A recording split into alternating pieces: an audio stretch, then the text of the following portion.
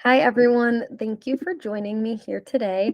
We are going to be addressing a recent case that I was studying that is going to help enhance our school community with some things that we learned and were able to take away from that case. So first, welcome. Thank you for joining me to hear about this and the ways that I feel as though we can improve our school community. So the intention for today is to just explore how using insights from this case can help enhance our own community.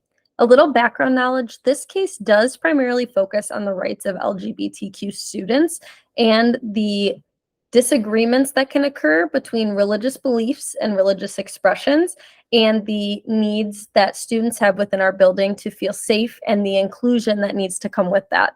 So within this case, the teacher was unable to call a student by their preferred pronouns and preferred name, and so the teacher was let go.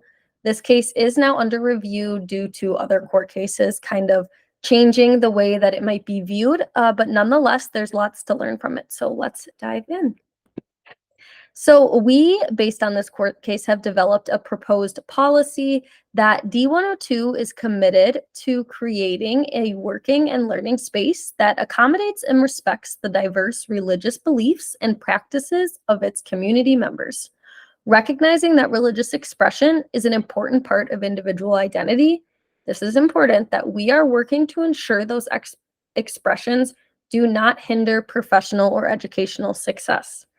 So what does that mean? That means that we want everyone to be themselves, we want everyone to express themselves, but we want to make sure that we're doing it in a way in which everyone is still able to feel accepted, safe, and included. How can we do this? So one way is to focus a lot on the idea of democracy and individual freedom. So how can we do that within our district and especially within our school? So the first thing is conflict resolution.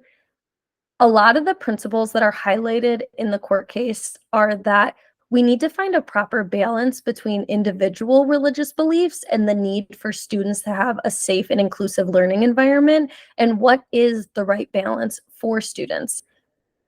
A big part is going to be the way that we roll out this policy. We are going to have very clear and concise communication with staff to ensure that the policy is well understood, and then absolutely open up to see, does this uphold our democratic values? Does this support individual rights? Does the staff feel comfortable? And if not, how can we work together to provide more tools and more training to get them there? We will be providing complete transparency with our policies, how they work, just to, again, allow people that individual freedom to understand what the school is asking of them and then be able to make their own choices on how they will go about executing those policies. Alrighty. Another aspect we will be looking at is strengthening our ethical behavior. So this is just as a community, how can we be the best for one another? So it's crucial for maintaining respectful and supportive school communities is to act ethically. We want to make sure that our beliefs align with professional conduct. So sometimes our religious or personal beliefs might conflict with our ability to conduct professionally. So how can we draw that line as professionals to see when we're crossing it? Treating all individuals with respect and fairness, regardless of their gender identity and gender or religious beliefs. So these are evolving social norms. Things are changing. We're going to have to acknowledge that we will face challenges. We will face perspectives that clash, but it'll be most important to work together to make sure that we can understand one another, accept those challenges, and move forward to continue fostering and supporting that environment. Lastly, we'll be prioritizing character education. So it is fundamental to all human flourishing and success in our community. We are aiming to instill values that support the well-being of every student and staff member and draw from the valuable lessons around us, one being this court case, highlight the importance of empathy, resilience, and mutual respect. And then making sure that our staff and students are all equipped with the tools that they need. Thank you so much for listening. I'm hoping that as a community, we can come together and find some great resolutions to provide our students with the best education that we can. Thank you so much.